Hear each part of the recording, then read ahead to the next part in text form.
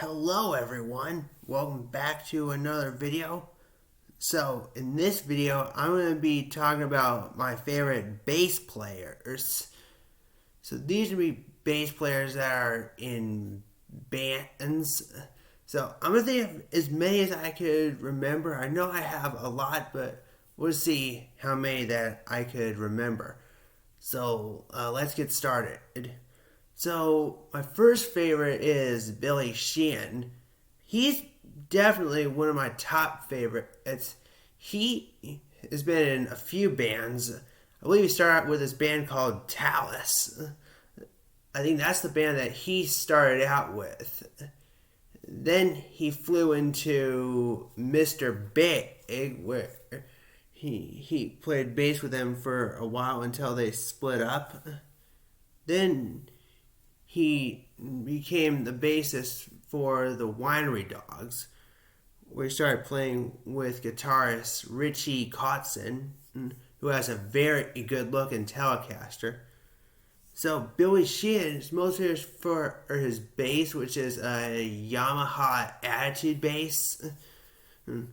Before the Attitude walked into the picture, he had his own Fender bass that he called the Wife. He put some specifications in there, a little bit of a jacked up pick guard, 2 pickups, and some scallop frets at the end of the bass. And he took those specifications and threw it onto the Attitude bass, except for the jacked up pick guard. Yeah, a much cleaner one on the Attitude basses. They added the 2 pickups and the scallop frets. So the scallop frets are only on the end of the bass, ranging from the 17th fret to the 21st. And they're only on the D and G string territory. But he also has his own pedal, which gives him a very cool sound. Kind of similar to like a distortion compressor overdrive type of distortion. Like it's not that kind of like metal, Metallica like metal. It's a little bit in shorter or in distortion, but it's got a little bit of an overdrive and compressor type of sound to it. And it sounds wicked awesome. My next favorite bass player is Chris Wolstenholme. He is the bassist for the band Muse. So, Muse is quite famous for plenty of songs, such as Hysteria, Madness, and my favorite, Uprising. So, Chris has a pretty good looking bass. He's got a Status Graphic, a signature bass. And some of his Status basses have LED frets, which I love those LED frets. It look cool on the bass, especially when it's dark on the stage with all the spotlights going on. And his tone is got a little bit like distortion fuzz to it. Yeah, you got like a little bit of distortion. It's got some fuzz on it. That's what Chris's tone sounds like. My next favorite bassist is Les Claypool. Les Claypool is the bassist for the band Primus. And honestly, he does look like a bearded cowboy with a top hat, but he has some good music. And he also knows how to play a bass. He slaps and he does the fingers, and he also does one of the hardest tactics in bass playing, the flamenco technique. I can't even do this technique. It is impossible to play. And some of his songs are insanely hard.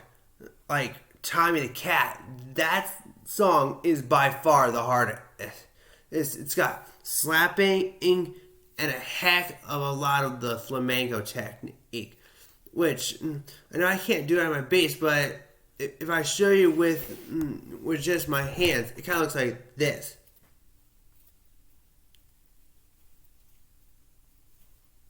Yeah, so like you do this.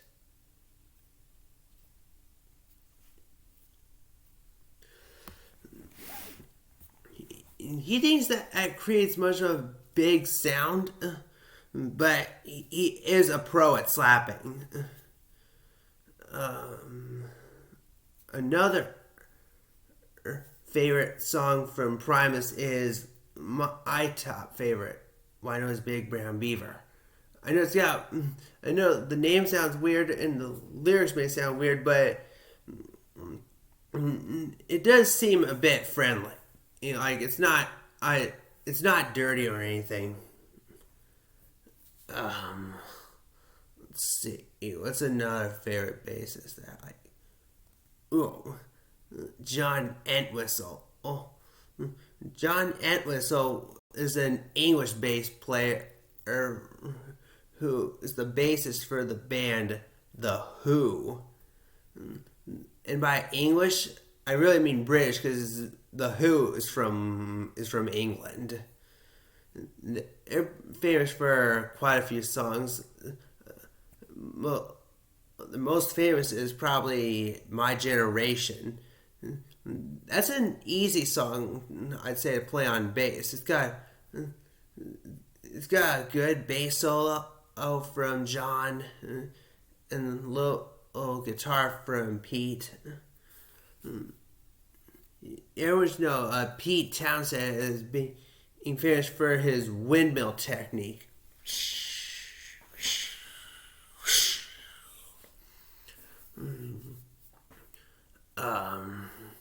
I don't know too much about The Who, but they are a favorite. Another favorite bassist of mine is Mike Mazaris. He's the bassist for the band The Smithereens.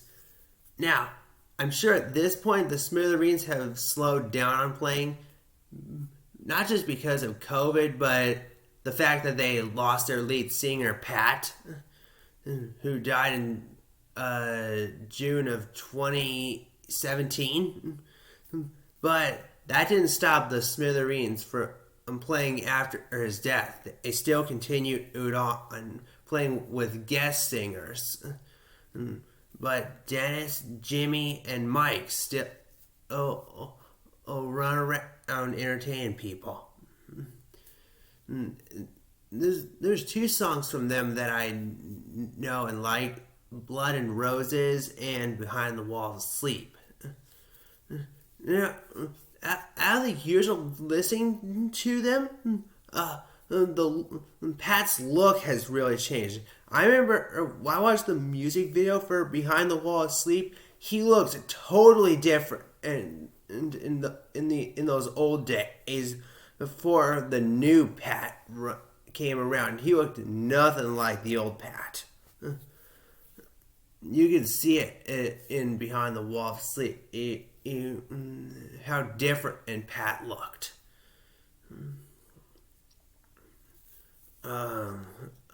Another favorite of mine is Flea from the Red Hot Chili Peppers. If there's any guy that knows more about slapping other than Les Claypool, it is indeed Flea. He is a slapping prodigy. Red Hot Chili Peppers is quite famous for being a little bit of a rock group, famous for songs like Can't Stop, Californication, Danny California, Suck My Kiss, and quite a few other songs. So, Can't Stop is by far my favorite, next to "Suck My Kiss." And "Day in California" is really cool. Um, what's another favorite of mine? I have a hard time thinking of other bassists that I like. I know I have others. Ooh, Mike Dirnt from Green Day. So Mike Dirnt has a lot of good personality with the famous rock band Green Day. He's got a road-worn Fender Precision bass that he owns and looks pretty dang nice. So, Green Day is quite famous for a few songs such as "Holiday," "Boulevard of Broken Dreams," "Basket Case," "Stray Heart," and a few others.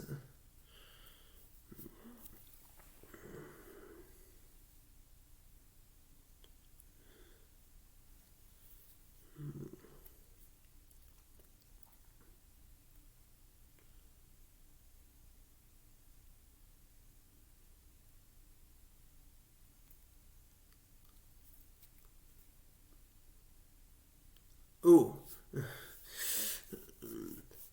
I was trying to see how many more I could think of, but my next one is John Deacon.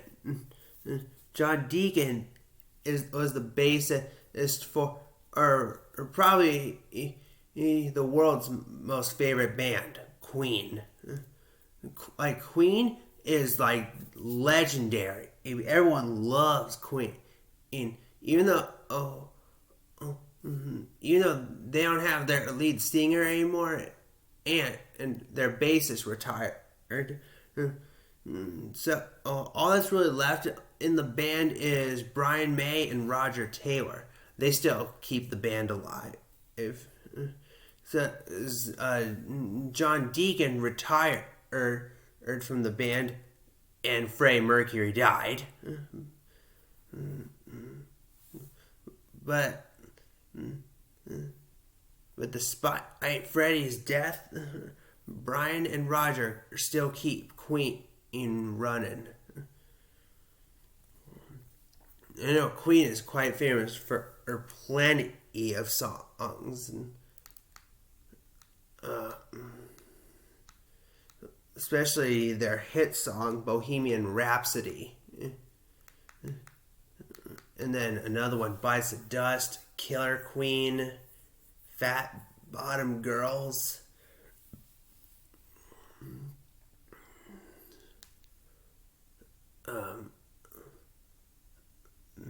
This might be in my last bassist that I like, and that is Geddy Lee.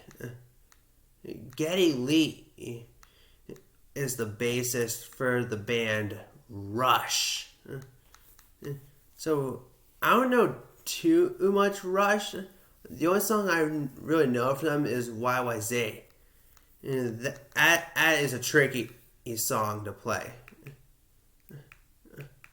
You know what? I think I have two more bassists that I like. My next one is Paul McCartney from the Beatles. So, the Beatles are not around anymore, but Paul McCartney is still around, and he plays solo now. Since John and George are dead, but Paul and Ringo are still alive, but they pursued solo careers after the Beatles left.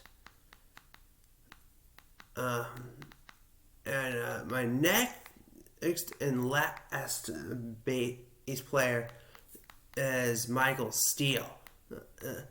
Now this is actually a female bassist, and she was the bass player for the band The Bangles. As of the Bangles today, they have a new bassist. I'm guessing Michael Steele retired from the band, and but she was the bassist for the Bangles in their old days of the in like the 80s and the 90s. What in the when the band had perms. That's when everyone, I'd say, started developing a crush on Susanna Hoffs. And I think everyone still likes her, but in those 80s and 90s, she looked hot as balls. So, there's a lot to say about that. Like, she is no joke. Hot. Alright, so I think that is all the bassists that I really like. I'll be back with plenty of other.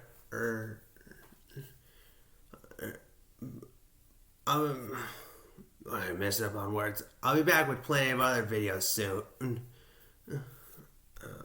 So, thanks for watching. Like, subscribe, hit the bell for notifications, and peace out.